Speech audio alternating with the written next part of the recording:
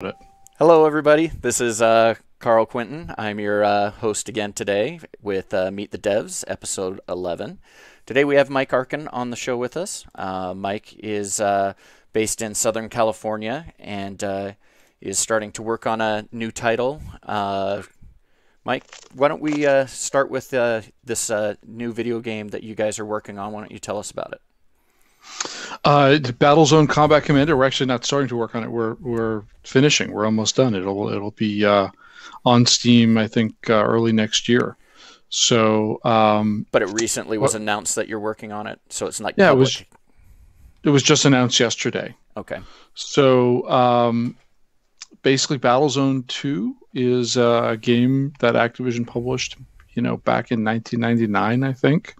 And we're doing very similar to what we did with Battlezone 1, where we're taking that old game and kind of polishing it up and, making a more modern experience out of it. Mm-hmm. And so you're expecting it to be out for next year, kind of the same time? Yeah, I think I saw there was an announcement yesterday on the Rebellion website, and I think they said early 2018. Okay, early 2018. So that'll be available on Steam, anywhere else, or is it just going to be a Steam release? Steam and GOG. Steam and GOG. Okay. And any other exciting projects that you're currently working on right now, or is that kind of the big one? I am certainly working on a few exciting things, but that's the only one that I can actually talk about. Okay. And I can't really talk about that one too much either. Except for what's kind of been tweeted on Rebellion's Twitter and that it's out and that kind of stuff. Yeah, they made a big announcement yesterday, and I think, like you had mentioned, it's on a few websites. Mm-hmm. I saw Kotaku and a couple of others, Yep. and there's a bunch of information, there, and there's a wonderful trailer video. It's kind of a teaser video that's been floating around, and you want to watch it? You can do whatever you want. Let's let people watch it then. I think people should watch it. I think they should watch it. I'm gonna make it so they don't have to watch me while they watch it, because that would detract from the whole experience. So I mean, unless they're here to see you. No, they're definitely not here to see me. So let's see how this goes.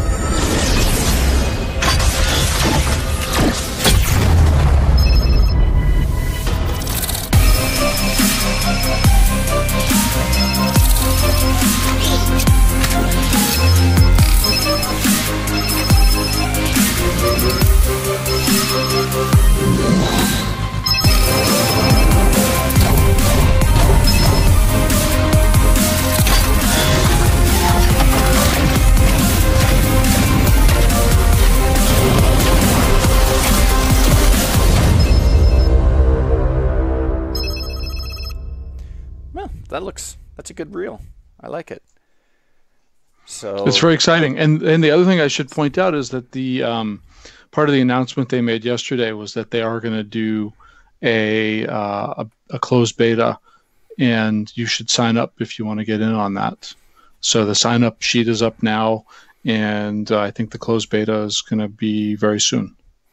do you have a link or anything you want to tell people where they can sign up for the closed beta? Or There certainly is a link in, let's see, there were a bunch of tweets yesterday. If you hit the Rebellion Twitter, they had a link. Is this one of those things where you're going to put it on screen? No, I'll just throw it in the chat, and then it'll be up there for other It's people. rebellion.com/BZCC. Rebellion.com/BZCC. Or BZCC for those of you who speak the Queen's English. We are all fond of the Queen's English, so we can add extra U's in words. So, I mean, Rebellion is a British company, so technically it would be BZCC since it's their website. Right. There you go. BZCC for our friends in the UK and Canada. So that's pretty cool. And Australia. And Australia and all those other colonies that they pillaged and plundered, and just like New Zealand. we could be here a while if we were going to go through all of them. So So it looked really nice and stuff. What can you tell us anything about like what engine you're using or how many artists you have on the team or anything like that? You're just painting a broad brush with your questions there. I am painting a broad brush. Can you tell us anything about the engine you're using or how many gallons of gasoline you use in a week? So we haven't really talked a bunch about that stuff, but like when we did Battlezone 98, which was the first game, we basically kept all of the old tech and just kind of enhanced and polished what was there. And the reason for doing that was that we didn't want to rewrite the game from scratch and have the game feel different. So we have this game that people played and have these wonderful memories of, and in some cases are still playing. And so we wanted it to feel like that game, but of course we're fixing bugs and we're adding enhancements and kind of polishing, but still the hand-on mouse experience, it should feel like it's the same thing. Right. So it's not a rewrite in Unreal or Unity or anything like that. Well, that's good. I mean, that kind of seems to me like it taps into the same field like Nintendo was trying to do when they re-released the mini NES and stuff. It wasn't really a change in any of the way the game was played or controllers or anything. It was just a, re-release of the game. It's just kind of looks better on HD and stuff like that now. Right, like those Nintendo devices, which I'm not lucky enough to have one of because you have to go to Best Buy at 4 a.m.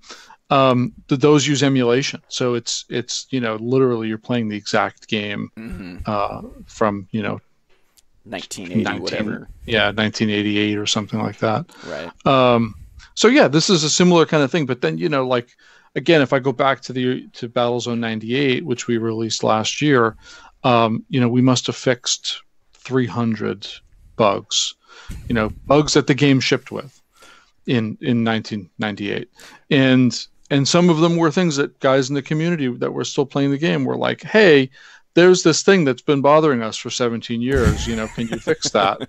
And we're like, sure, no problem. Well, and back in 1998, it's not like you could do any like downloadable updates or anything either, right? You had your master copy, you shipped it, and that's the shit that people got. Well, no, you did patches, and it's funny how, some things have not changed in 17 years, right? So we shipped that game in, I think it was like March 31st, and we had already at that point been working for 2 weeks on the first patch, right? So it was like we shipped it and just kept working. And so we did, maybe like 5 or 6 days later, we released the first patch. And then I think about maybe a month or 6 weeks later, we did another patch. And then there was like an unofficial patch, I think, after I left Activision. And then the crazy thing is there's a guy who was one of the, great programmers on the team. And, 15 years later, he was still working on it. And there's this guy's name is Ken Miller.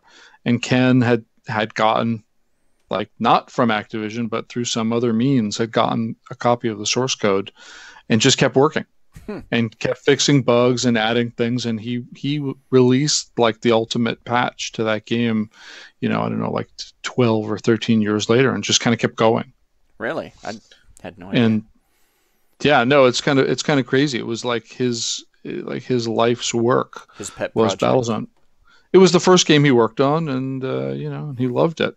And so we brought him on board as a consultant, and he knew that code better than anyone in the world.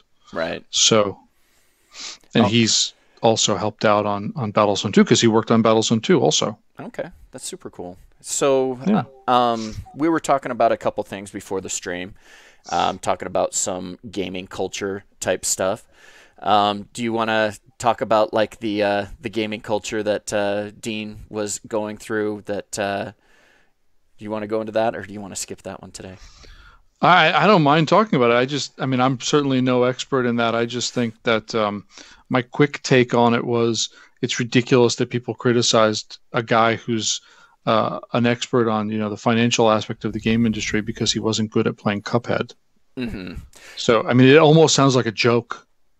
Yeah, it does almost sound like a joke, and people. It seems like So for me, the reason I wanted to talk about this is it seems like not just in the video gaming culture, it's almost like we have with the way social media works and everything, an outrage culture where everybody's just kind of looking for something for you to kind of step on their turf so that they can go out and be, I don't want to use the word social justice warrior, but they can be just have something to rant about and troll other people about. It's like it's the pastime of our culture now to go out and just, stomp on somebody else for almost inane reasons. And that's kind of where I'm kind of like, why can't we have a more civil discourse in the video games in that we play when we're competing in a game, when we're talking about a game outside of being inside the game, like talking about it over Reddit and everything else. What part of our psyche, our human psyche, is getting us to this point where we have to just downgrade everybody for fun, for entertainment? I don't understand that. Me neither. So what's your question? I mean, I think It's more of a statement. I think the term that you used, outrage culture, is really inappropriate. And I think that, like you said, it's not about games, right? Because I'll go on nextdoor.com and chat with my neighbors, and people get outraged about everything. And, one person, there's a guy in my neighborhood that says we shouldn't have tickets for if you park on the street on street cleaning day. And there's a riot erupting on this forum because people are like, no, just move your car. Don't be lazy. And, other people are saying like, well, there's no parking. Why should I pay a $50 ticket because I parked in front of my house? But so, okay, anyway, that has nothing to do with games, but people just get outraged about everything. And I think, okay, so the reason is that the internet makes it easy, and it makes it consequenceless. So I can go into a bar and say, you're a dumbass, and I'm going to get punched in the head. And so I don't do that, Right. because I don't want to get punched in the head. Mm-hmm. But I can go on any internet website, whether it's Nextdoor or Yelp or a game site or in the middle of a Call of Duty game, and I can run around and call people dumbasses, and there's no consequence. And so I think that what we're exposing is the humans are by default not nice people, Selfish and and I don't know if I agree with that. I think no, people are dicks, right? That's the thing, and the fact that you get punched in the head for being antisocial is what stops us from doing that all the time. And so maybe you see this in neighborhoods with high crime, right? People they've gone past the barrier of whatever social constraints make them not beat each other up or shoot each other or do bad things. And so that's a base lizard human behavior, and that's what has happened in certain areas of gaming. That if I'm in the middle of Call of Duty, there's nothing that stops me from just shouting into the microphone. There's no consequences. Right. Well, and that I do it, by the way. I certainly do it. Drop not every F-bombs time, but whenever you get pissed off and tell your teammates whatever you want because you're frustrated in your gameplay or whatever. yeah. There's games that I've played. I can't think of an exact example, but like games with friendly fire, where it's just like, I'm bored of this game, I'm going to stop playing. But before I stop, I'm going to shoot everyone on my team. Mm-hmm. Well, everybody does that once. Right. So games are pretty much inherently social for the most part at this point, right? You're either having social mechanisms in the game itself, or there's usually a social atmosphere around it. Even like in hidden object games, they have like Facebook pages for the fans that they interact with and talk strategy about, or there's Steam channels or streaming channels like Twitch that revolve around the game. And so there's this culture around the game and communication. And as a game designer, and this is where the question comes in, as a game designer, do you have an inherent responsibility to try and keep a positive atmosphere and an acceptance of all the players to in your game and try and structure around that? I mean, yeah, sure. It's a pretty loaded question. Do we have a responsibility? I'd say yes, but it's not an absolute responsibility, right? In the sense of, should every game be perfect? I mean, I just don't think it's achievable. Should games be completely unpoliced? That I'm not sure about. Like that, I think there's a middle ground somewhere. I don't think government, for example, should step in and say, if people are acting antisocial in your game, you're going to get a fine. Mm-hmm. But I also don't think, I certainly wouldn't try to ship an MMO that didn't have some moderation. Right. So basically, maybe it should be along the lines of, part of the consumer awareness with game ratings. This game, you don't want your little kids playing because it doesn't have any moderation of the chats or whatever else. Because I kind of feel like it's like the internet. I'm a net neutrality advocate. I don't want the government to, go in and just open it in a way that makes it so that they can control what I view. I want it to be neutral, of course, right? I want to be able to consume the content that I think is available, but at the same time, that neutrality has made other things happen that are kind of negative. The same way in video games, right? So it's totally a loaded question on how do you kind of skin that cat, and there's no real good answer, and everybody's going to have to try and do it for themselves. And while I'm talking, I'm trying to think of the large company that has been really trying to crack down on their group of players that are really negative in their game and banning and doing stuff like that. And I can't think of it. Maybe you can for me. Well, all of them. I mean, wasn't there something about PUBG? Yes. Trying to crack down a couple of weeks ago. Yeah, PUBG recently had tried to crack down a couple of weeks ago on some of that stuff, and then you have people like Dr. Disrespect and other people who are using characters and other things that are very outrageous that come back and create that kind of atmosphere, but they're so popular they get back in, and it seems like a double standard for a lot of people who are banned for similar things, but because they're not famous multi-million-dollar streamers, they don't get back on the game or whatever, have to create a new account, buy the game again, such things. I had a 12-hour ban from World of Warcraft once because I called a group of people a bunch of idiots. So, I argued it because I think there was a language filter, and maybe I said something like, effing idiots or something like that. And I said, well, why is there a language filter? If you can turn the language filter off, why should you be banned for bad language? But, it's like, look, and then when you go on websites and they have typed language and there's a language filter, then people use ones instead of I's, and they use, at signs and things like that, and then you get through it. Yeah. So where do you draw the line? And that's why I said I think there should be some responsibility, but it shouldn't be absolute. Like, there's not, like, it's almost impossible. Like, if you have a game with voice chat, people are going to say bad things. Yeah. So, PUBG, for example, the first thing I do, I think it's Control T, which turns off the voice. It's like, first thing I do, turn that off. I don't want to hear it. Yeah. Play way better without it. So I want to actually call out to Mike Garcia, who's actually commenting on the stream while we're talking. I'm behind on his comments, so I'm not going to read them out, but he's having some discourse with us here, like game devs don't defend other devs and stuff, but that was a couple minutes back in our conversation, so I should pay more attention to chat is what I'm saying. Was I not defending other game devs, or I shouldn't be? I don't remember the context around it, so that's kind of the problem. Maybe he'll catch up here because there's a 30-second lag, so he's going to hear this in just a second. But in any case, I did defend Dean Takahashi because I think he's a really nice guy and people should not pick on him.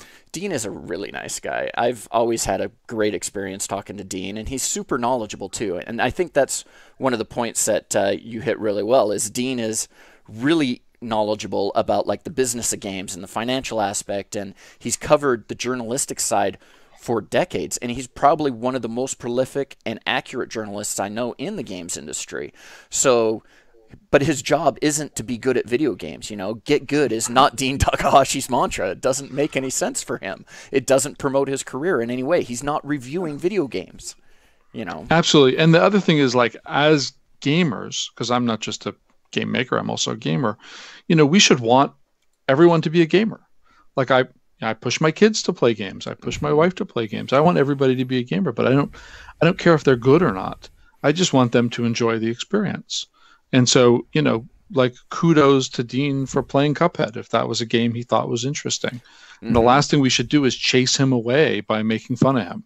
Yes, I totally agree. I mean, how are kids or people who are just getting into video games going to have a positive experience if, get good is the only mantra? It's like, yeah, I don't want my kids to sit there and grind on a video game because they're peer pressured into it. I want them to play the video game for the pure enjoyment of it, and that's just me being, overprotective dad, I guess, but I think you probably would feel the same way.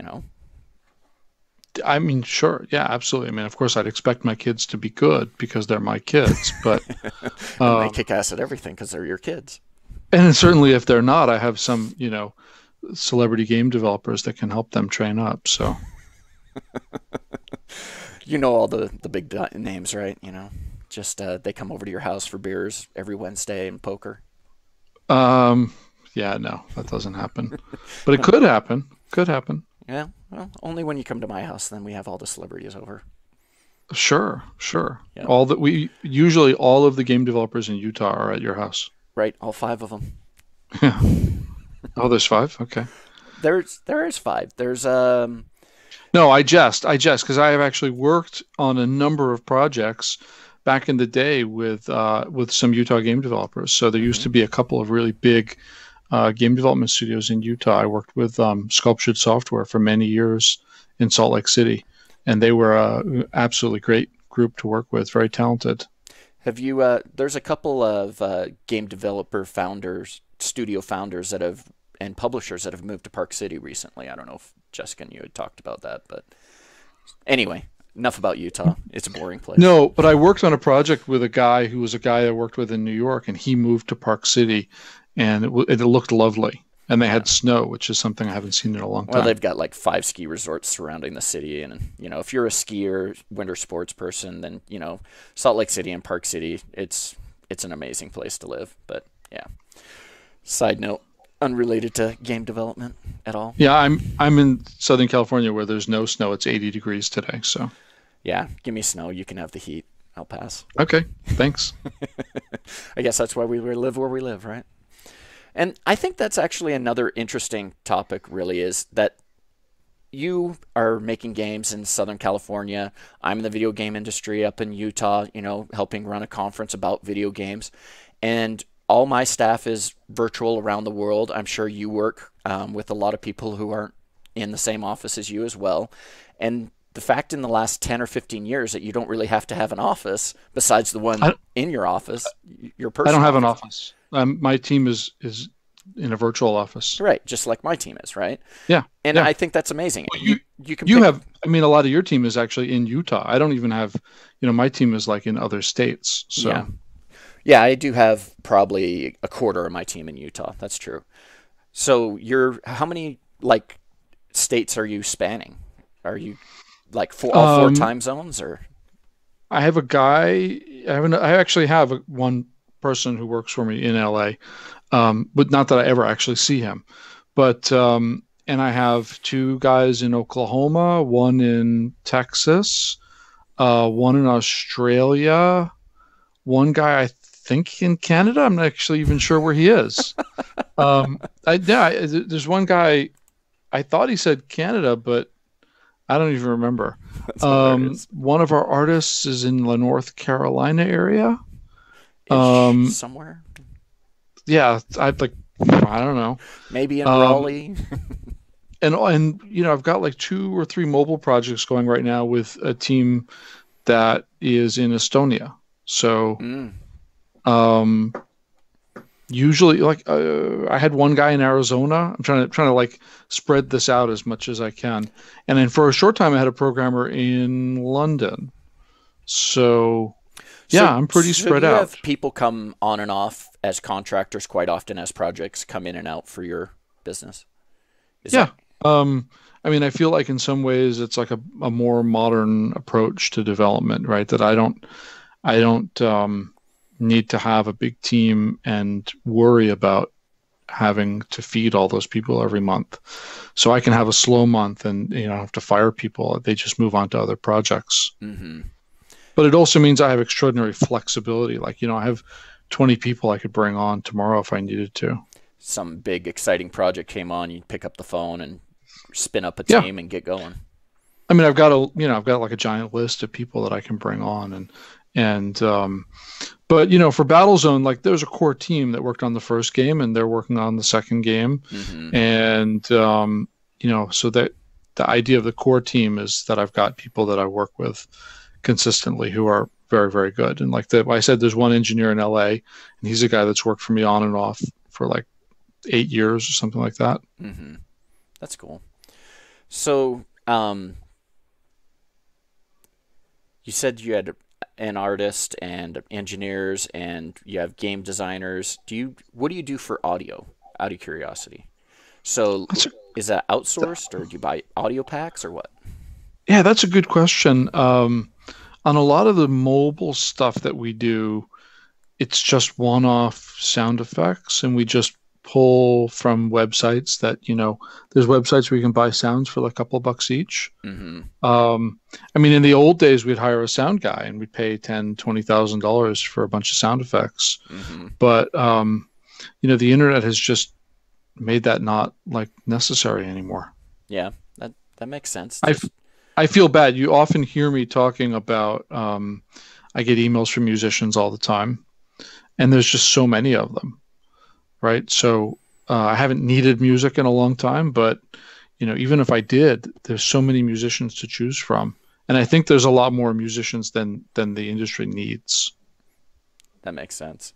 Yeah, I've heard that that's kind of like, you got like, what is the photo place, the Shutterstock or something like that, where you can go buy stock photos and stuff, and there's stuff like that for music, there's stuff like that for websites, there's you want to, and then there's the whole bit where, like, if you want a custom logo that's not even on there, you can put it out there for bid, and then artists will give you a portfolio of things, and you'll have 20 artists give you a portfolio of 20 different logos, and then you just kind of pick, and it's or you can go expected. I mean, it's not high quality, but I've seen people get logos from Fiverr.com for $5.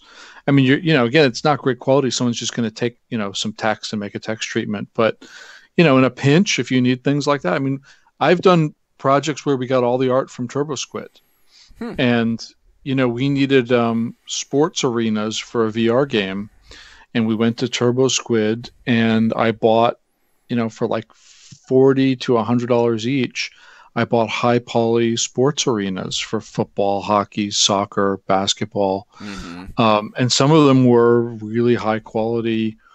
And it was Madison Square Garden, or like Yankee Stadium. It was the actual arenas, and even the highest quality models are like $100. So you think, well, could a $30 an hour artist do this in 3.5 hours? Well, no way. So, well, I mean, 3 or 4 years ago, I hired a artist intern. She was a web programmer, digital artist, and she was, on her 3rd year at university and wanted, just a job to kind of cut her teeth on. I'm like, okay, fine, I'll give it a whirl and stuff. That was the most horrible experience for me, to be honest. It was like pulling teeth just to try and get like one party invite from her, and I was just like, never again. I'm gonna just do it myself. It was so much faster for me and so much higher quality for me to go out and source some art from somebody on the internet and then create the exact package that I wanted to do the marketing for my materials at that time. And it's just, I don't know. I don't know that I would ever hire an artist again internally. Well, Carl, I mean, that story is a story about not hiring an intern and trying to get production work out of the intern. So, okay, well, I tried cheap, a real intern or a real production person before that too, and that okay. That I mean, like I, for example, have a couple of really great artists that could churn out high quality art all day long. So, and look, I mean, let me make a serious, kind of comment here. I mean, this is why a studio that starts on day one isn't as effective as a studio that's been running for 2 or 3 years, right? Because you find people that work well, you get rid of people that don't work well. And even as we moved from project to project, like my team has gotten better and better. Part of it is getting to know the people and getting to understand what they're good at. But part of it is also we've brought better people on. Well, and you're And right there. We have during people who do Battlezone it. 1, and this is a topic of my Casual Connect talk in Seattle that you may or may not have seen. I talked a bunch about how the Battlezone community is so rich that there were actually people in the community that were talented artists and talented programmers. And because they knew the content well and it was exciting to them, some of them we brought on board and started paying to work on Battlezone 2.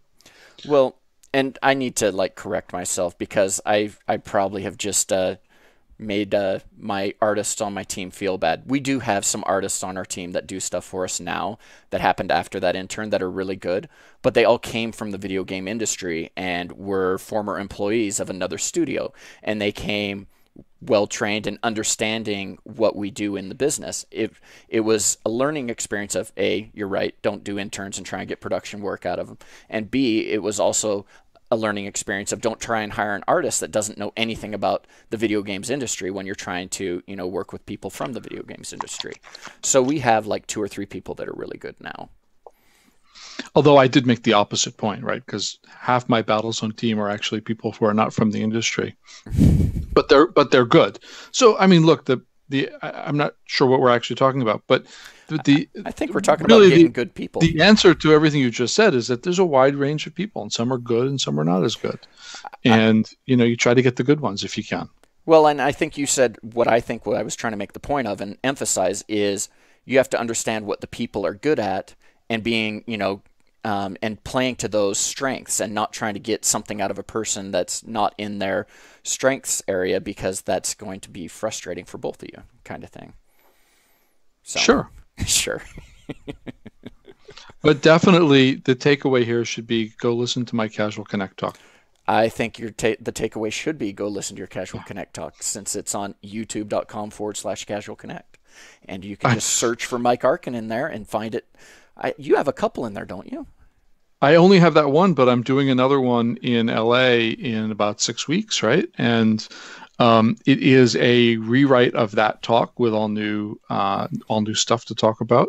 Because now I'll be able to talk more about Battlezone 2, which was just announced yesterday. Mm-hmm. And but it'll kind of be a similar talk. But now that I've done it once, I'll get rid of all the jokes that didn't work and come up with new jokes.